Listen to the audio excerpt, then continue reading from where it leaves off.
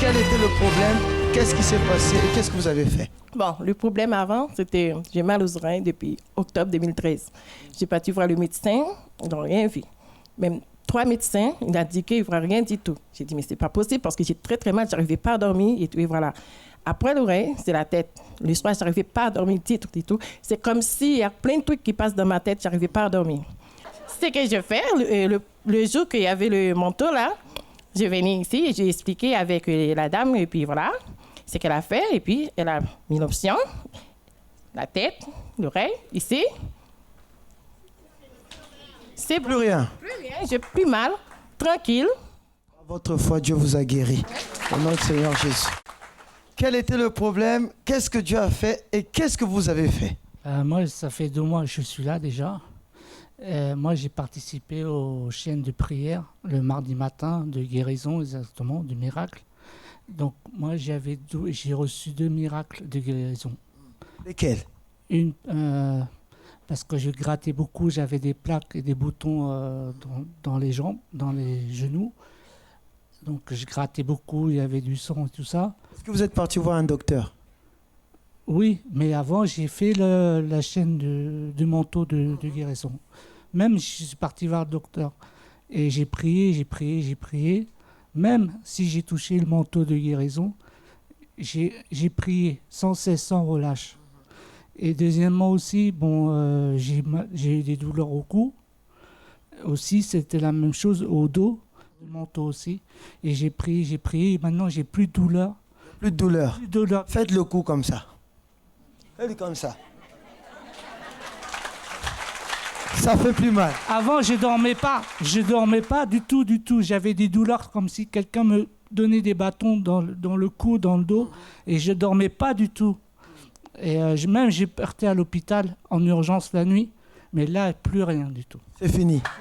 Que Dieu vous bénisse. Amen. Bonjour à tous, soyez bienvenus. Nous sommes ici plus une fois pour vous transmettre, pour vous montrer ce qui est possible obtenir ou faire à travers la foi. La vie de beaucoup de personnes, c'est un enfer. Des personnes qui ne peuvent pas dormir, l'insomnie, des personnes qui sont endettées, des personnes qui voient sa famille se détruire, des personnes qui ont une maladie incurable, des personnes qui ont un cancer, le sida et d'autres, des personnes qui veulent se suicider. C'est comme ça que marche le monde, n'est-ce pas? Des guerres, des annonces de guerre, des annonces de catastrophes. C'est comme ça que le monde marche. Une malédiction. C'est une malédiction. Et comment faire devant des situations comme ça? À qui appeler au moment de la souffrance? Nous savons qu'au moment de la souffrance, quand la personne est endettée, quand la personne est malade, quand la personne est remplie de problèmes, les portes se ferment. Les amis ferment la porte. Même les membres de la famille font ça. Combien de personnes ont passé pour ça? Peut-être vous avez déjà passé pour ça. Quand tout était bien, quand les choses marchaient, vous aviez beaucoup d'amis. Quand les choses ont commencé à tomber, votre vie a commencé à tomber, les échecs après l'échec, les portes se sont fermées, n'est-ce pas? Mais là, une porte qui est toujours ouverte. La porte du centre d'accueil qui a déjà aidé beaucoup de personnes. Nous allons écouter l'histoire de Denis. Et regardez cette histoire et après, nous retournerons. Avant d'arriver au centre d'accueil, ma vie était complètement à terre. J'étais malade. Je n'avais pas de solution. Parce que je suivais les trucs maraboutage pour pouvoir s'en sortir. Et personne ne peut. Toutes les maladies, toutes les choses, les canaries, j'avais des canaries à la maison pour pouvoir me soigner, rien ne peut. Et les docteurs ne pouvaient pas faire quelque chose. Ils ont dit, oui, c'est un truc mystique, monsieur, parce que nous, on ne trouve pas. Et on a fait IRM, tous les radios sont négatifs. Il n'y a rien là-dessus, ils n'ont rien trouvé. Mais la maladie me faisait, mes jambes étaient enflées et je ne pouvais pas marcher. C'est le problème qui était délicat pour moi. Tous les soirs, je pleurais. À 16 heures, je pleurais parce que ça enfle. Je ne sais pas, je n'ai pas de solution. Même les maladies africaines ne pouvaient pas me guérir. Je n'ai pas d'autre solution, je n'ai pas d'autre issue. C'est la maladie. J'ai souffert beaucoup. Mon autre problème, c'est que j'avais des dettes. J'avais fait des sociétés avec un ami, des parents, et ils m'ont largué, ils ont tout. Parce que moi, j'étais dans la maladie, maintenant, tout était parti. Et les dettes étaient restées avec moi. Une dette de 45 000 €. Je ne pouvais pas. Où je vais enlever? Parce que je suis malade, je ne pouvais pas faire autre chose. Toutes ces dettes étaient sur moi. Or, j'étais faible. J'étais faible. Problématique. Je ne sais pas où je peux mettre la tête. Or, j'étais une personne nerveuse, dépression, et ça restait un peu, je devais boire tout. C'est avoir des dettes, avoir toutes sortes de santé dans ma vie, je ne sais pas où mettre la tête. Oh, l'alcool ne faisait rien. L'alcool, au contraire, ça me détruisait. Il était malade, il avait une dette de 45 000 €. Il avait des gens, selon ce qu'il dit, qui faisaient de maraboutage. Il avait beaucoup de problèmes. Il a commencé à tomber dans l'alcool. Et c'est comme ça. La vie commence, le problème vient, après il vient un autre problème, et c'est comme ça que beaucoup de personnes se suicident, beaucoup de personnes perdent la vie à cause de ça, tombent dans la rue. Mais Denis est ici pour nous raconter qu'un jour, il a connu le centre d'accueil. Et s'il est ici en train de rendre témoignage, vous savez déjà que sa vie a changé. Mais comment sa vie a changé? Qu'est-ce qu'il a fait pour que sa vie change?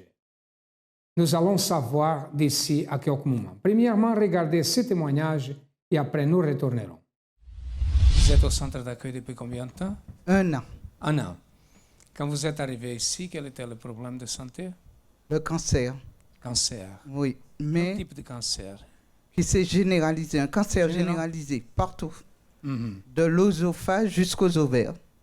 Tout le corps, l'estomac, l'intestin. Qu'est-ce que le médecin disait? Il n'y avait pas de... Pour mon mari, ils avaient donné jusqu'à décembre 2012, avec, enfin mes enfants, toute la famille, en disant, bon, bientôt c'est terminé. Mais j'ai une amie qui vient ici, parce que je ne connaissais Elle est pas là le temps. aujourd'hui? Oui, elle est là. Nice. Voilà. Venez ici, madame, venez ici. OK. Et cette amie? Et cette amie, quand elle est venue me voir à l'hôpital, qu'on ne m'avait même pas encore opéré du tout, elle m'a dit, ne t'inquiète pas, Rosie, je t'ai posé en offrande sur l'autel. Elle a fait sacrifice. un vœu. Elle a fait un vœu. A fait un vœu. Vous connaissiez sa vie, hein, son Oui, problème je de le connais santé. depuis longtemps, oui. Qu'est-ce que Dieu a fait dans votre vie? Dieu a fait beaucoup de choses pour moi dans ma vie. Avant, j'étais colérique. Je m'énervais facilement. J'étais bagarreuse. Et avec ma famille aussi. Mes collègues, je ne m'entendais pas beaucoup avec. Et depuis que je viens de cette église, j'ai eu une transformation dans ma vie. Transformation. J'avais une force à l'intérieur de moi. Je ne sais pas pourquoi. Mais je savais qu'elle allait être guérie. Et quand je venais ici, je priais. J'ai fait un vœu avec Dieu. Okay. Et vous l'avez invitée? Oui, je l'ai invitée. À chaque fois, je disais, il faut venir. Elle me disait, oui, oui, oui, oui, oui, oui, oui. Oui, oui. Je lui ai dit, dès que je serai debout, je viendrai. Et après la deuxième opération, parce qu'il restait le module sur l'œsophage à enlever, le professeur et les chirurgiens, ils n'ont rien trouvé. Et le professeur, il m'a dit, madame, je n'aime pas dire ça. J'ai dit, pourquoi? Qu'est-ce que vous n'aimez pas dire? Vous êtes miraculé. Amen. Grâce à Dieu, applaudissez le Seigneur. Quel était le problème? Qu'est-ce que Dieu a fait et qu'est-ce que vous avez fait? Les problèmes, c'est mon fils, il a 5 ans. Il avait, ça fait 2 ans qu'il souffre d'une otite séreuse. L'air avait du mal à passer entre ses deux oreilles. Ça a même nécessité la pose d'un yo-yo, une intervention chirurgicale. On a posé le yo-yo pour permettre à l'air de circuler. Mais le problème, l'otite en question, ça séchait d'un côté, il y a eu guérison d'un côté, mais ça persistait de l'autre côté. Et ce jeudi-là, le jeudi de la semaine dernière, après la réunion du mardi, il avait rendez-vous avec son ORL. Alors c'est moi-même qui l'ai accompagné. Et quand on allait chez le spécialiste, quand on prenait l'ascenseur, j'ai pris le manteau, je lui ai appliqué sur les 2 oreilles. Bon, c'est un médecin qui le suit, ça fait à peu près 2 ans, le spécialiste. Et quand le médecin l'a consulté, il a regardé avec l'appareil, tout, il dit, mais c'est de quel côté s'est trouvé le mal, à gauche ou à droite? Même moi, je ne me souviens même pas de quel côté il était le mal. Moi, j'ai dit au hasard comme ça, à gauche. Il a regardé les 2 côtés, il ne voyait rien du tout. Et même les petits n'avaient pas droit à aller à la piscine, mais même quand on les lave, on fait attention pour que l'eau ne puisse pas entrer dans ses oreilles. Et là, l'ORL lui-même a dit que non, il peut faire la piscine, donc il y a guérison, quoi. Il est guéri. Voilà, il est guéri. Mais pour la forme, on ira en octobre juste qu'il puisse constater, parce que quand il va commencer à faire froid, juste pour contrôler, quoi. Sinon, lui-même a attesté qu'il y a guérison, donc s'il a droit à la piscine, c'est que c'est bon. Ouais. Que Dieu vous bénisse. Bonsoir, madame. Bonsoir. Qu'est-ce que Dieu a fait? Dieu a fait un miracle. Donc, j'avais très mal au cou. Et c'est ma première fois de venir le mardi passé. Donc, j'ai pris la moto, j'ai mis sur mon cou. J'ai dit, Dieu, comme tu es miraculeux, tu vas m'aider à s'en sortir. Et du coup, mon cou s'est arrêté. Vous êtes guéri? Oui, je suis guéri. Au nom du Seigneur Jésus. Amen. Grâce à Dieu. Comment était votre vie avant d'arriver au centre d'accueil? Ma vie était vraiment un échec avec. C'était vraiment... Le mot échec était vraiment petit. Sans vie. Une vie détruite. Une vie amère, une vie de honte. C'était vraiment le désordre. Et à tel point que j'en pouvais plus, je suis retourné en Côte d'Ivoire parce que étant en Côte d'Ivoire, j'avais une affaire. C'est-à-dire, je suis venu en France parce que je voulais avoir une vie meilleure. Mais c'était le contraire de tout. Je ne connaissais pas encore le centre d'accueil. Je ne connaissais pas encore le centre d'accueil, donc je ne pouvais plus. Je suis rentré à Abidjan et c'est là-bas que j'ai connu l'église et je suis revenu en France. À Djamé? À Djamé. Et je suis revenu. 120 logements? Ouais, c'est ça. Et je suis revenu en France et en ce moment-là que ma vie a commencé à prendre vraiment une tournure. Et il y a une personne qui m'a évangélisé. Je suis venu au centre d'accueil sur Paris et j'ai vu vraiment la gloire de Dieu. Je me sentais bien. J'ai commencé à voir le bout du tunnel, mais ce n'était pas ça. C'est en ce moment que j'ai découvert que j'étais malade, que j'étais séropositif. Séropositif. Silence. Elle a découvert qu'elle était séropositive. Vous avez fait un examen? Un examen, j'étais là. Qu'est-ce que le médecin, ou je ne sais pas si c'était le médecin ou l'infirmière, qu'est-ce qu'il vous a dit?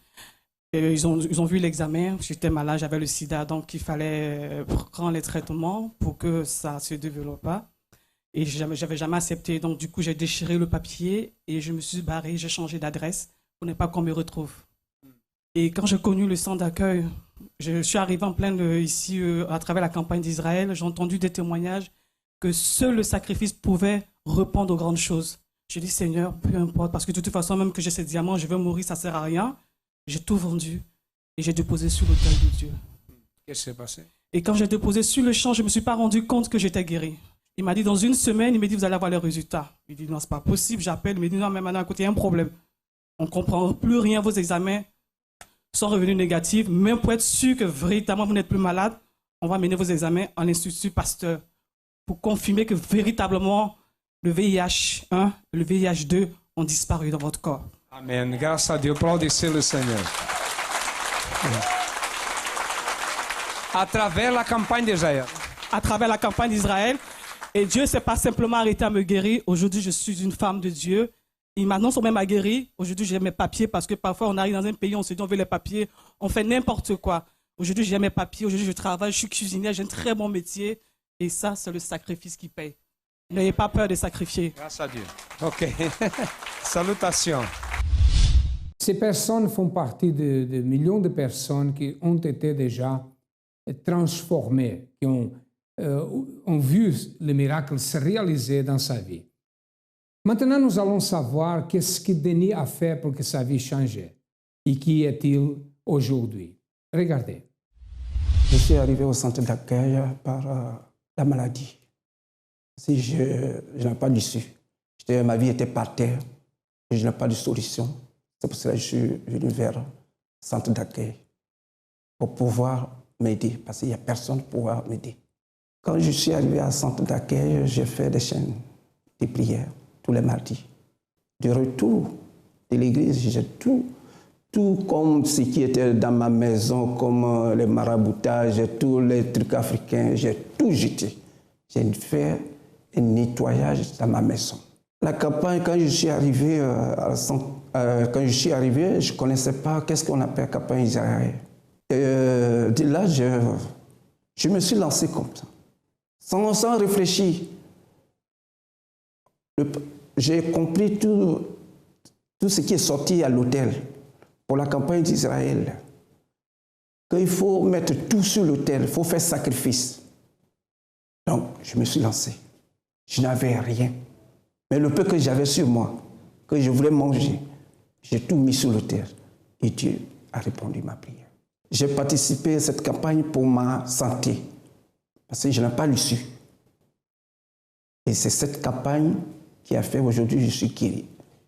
J'ai participé à d'autres campagnes, parce que les autres campagnes, j'ai participé pour ma vie financière et pour la famille et pour toute ma vie. J'ai participé au temps de campagne d'Israël parce que la campagne d'Israël est le plus court chemin pour voir la gloire de Dieu dans la vie d'un chrétien. Aujourd'hui, ma vie est bien aujourd'hui. Parce qu'avec la campagne d'Israël, toute ma vie est bien. Je n'ai plus de problème de santé. Je n'ai plus de problème de dette. Ma vie financière est bien. Mon travail est bien. J'ai eu des avancements dans mon travail. Aujourd'hui, je suis bien avec ma famille. Ce qui s'est passé, c'est mon sacrifice qui a fait aujourd'hui que je ne bois plus, je ne fais plus tout ce que je faisais. Aujourd'hui, ma vie, tout est effacé, tout ce qui n'allait pas dans ma vie, aujourd'hui, tout est effacé. Ma vie, ma santé, mon couple, on est tranquille aujourd'hui, on est guéri, on est bien. Par la campagne d'Israël. Parce que c'est cette campagne d'Israël qui nous a fait aujourd'hui que notre vie, la maladie est complètement effacée, partie. Même mon docteur me demandait comment tu as fait. Même j'avais les tensions, tout ça, il n'y a rien maintenant.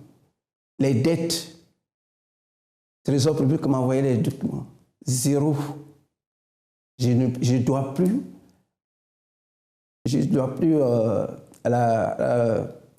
les impôts à l'État, c'est fini. Tout est effacé par la campagne d'Israël. Aujourd'hui, je suis bien. À travers les chaînes de prière, à travers la campagne d'Israël, aujourd'hui, il est une autre personne, il a réussi dans tous les aspects, n'est plus dans l'alcool, n'est plus malade, sa dette est disparue. Il est une personne complètement transformée. Et votre vie peut être transformée aussi. Vous pouvez réaliser votre rêve et vos projets. Sachez que, normalement, quand il y a des problèmes comme ça, il y a une force spirituelle du mal. Il y a un esprit qui agit dans la vie de la personne et seulement la thérapie spirituelle, que principalement nous faisons au centre d'accueil tous les vendredis, seulement cette chaîne de prière ou les chaînes de prière au centre d'accueil peuvent restaurer votre vie, peuvent vous délivrer. Nous allons maintenant écouter la vie d'une personne qui a participé aussi de la campagne d'Israël. Avant, j'étais malade de l'hépatite B. Hépatite B. Pendant combien de temps? Au moins 20 ans. 20 ans? Oui. Et vous étiez guéri? Oui, les médecins m'ont dit qu'il était vers le niveau de développer l'hépatite C. Donc, j'ai connu l'église en mois d'août 2008. OK. Et en décembre, il y avait eu les propos de campagne d'Israël. Mais je ne comprenais pas trop, donc je n'ai pas fait. Mais en 2009, j'ai fait ma première participation. Et c'est là où j'étais guéri. Guéri. Et même quand j'étais à l'hôpital, le médecin qui m'a traité, qui m'a suivi à l'hôpital Sapatière, il était étonné. Il était complètement étonné. Parce que ne comprenait pas Oui, parce que moi-même, j'ai caché ça à ma famille pendant toutes ces années-là. Oui. Il me voyait tout le temps fatigué. Je suis devenu noir, mes yeux rouges tout le temps. Donc, moi-même, à un moment donné, je me commençais à me sentir léger. Oui. Et c'est là où le médecin m'a dit d'aller faire les tests. Et même quand je lui ai donné les résultats après, il m'a demandé d'aller faire encore... Faire à nouveau. Il ne comprenait pas qu'il n'y avait plus rien. Non. Guéri totalement. Guéri totalement. Il y a eu d'autres bénédictions? Il y a eu d'autres bénédictions. C'est-à-dire, avant, j'habitais dans le 94 à Fontenay-sous-Bois. j'ai demandé la nationalité française et après j'ai quitté pour venir à Villeneuve-la-Garenne. Donc j'étais convoqué à la préfecture de Créteil. Donc quand j'étais avec les documents qu'ils m'ont demandé, ils ont refusé, ils m'ont dit non, qu'il faut que j'aille demander à Nanterre parce que je ne suis plus dans les 94. Donc j'ai fait une nouvelle demande il y a 2 ans, mais les gens autour de moi que je connaissais, ils ont eu au bout de 7 mois, 6 mois et tout. Donc, même ma famille commence à me dire non, il n'y a que les pays francophones qui ont les droits, nous, on n'a pas, et tout ça. J'ai dit, ben non. Déjà, il y avait un examen de la culture française, tout ça, que j'ai fait, et j'ai eu l'examen. Oui. Donc, voilà. Et puis, au mois de septembre, je suis venu vous voir, ici même, et j'ai demandé une prière, parce que... Par rapport à la situation. À la situation. Et aussitôt, vous m'avez dit de sacrifier. Bon, là, j'étais d'accord, mais en partant de chez moi, j'ai hésité. J'ai dit non, je ne peux pas, parce que je voulais aller au pays l'année prochaine. Ouais. Mais je sais que, comme à cause d'une bêtise de mon père, j'ai été obligé de demander l'asile politique. Donc, je ne peux pas entrer chez moi directement. Et à chaque fois, je suis obligé de passer par les Togo. Et les douaniers, à chaque fois, ils bouffent tout que j'ai caché, tout ça. Donc, je me suis dit, bon, je vais essayer. Mais tout le temps, il y avait quelque chose qui me dit, non, si tu fais, tu ne peux plus y aller. Et puis, jusqu'à jeudi dernier, en venant du travail... Jeudi dernier, j'ai déposé mon sacrifice lundi. Et jeudi, j'ai ouvert la boîte. Et j'ai vu l'enveloppe ministère de l'Intérieur. Et là, le cœur, là, battait fort. Oui. Il y avait au moins 4 ou 5 lettres que j'ai pris. J'ai choisi d'ouvrir ça d'abord. Donc, aussitôt, il n'y avait même pas, devant l'ascenseur, il y avait juste une petite lumière. Et comme je ne voyais pas bien, j'ai fait comme ça. Et là, vous avez lu? Là, j'ai lu, monsieur, j'ai le plaisir de vous informer que vous avez acquis la nationalité française. Vous avez eu la victoire. Et là, de la même manière que la vie de ces personnes a changé, qui dit a été guérie, qui a été transformée, votre vie peut être transformée aussi. Si vous avez besoin de notre aide, nous sommes situés au 254 de rue du Faubourg Saint-Martin, au 10e arrondissement à Paris. Comme vous pouvez constater, nous avons d'autres centres d'accueil.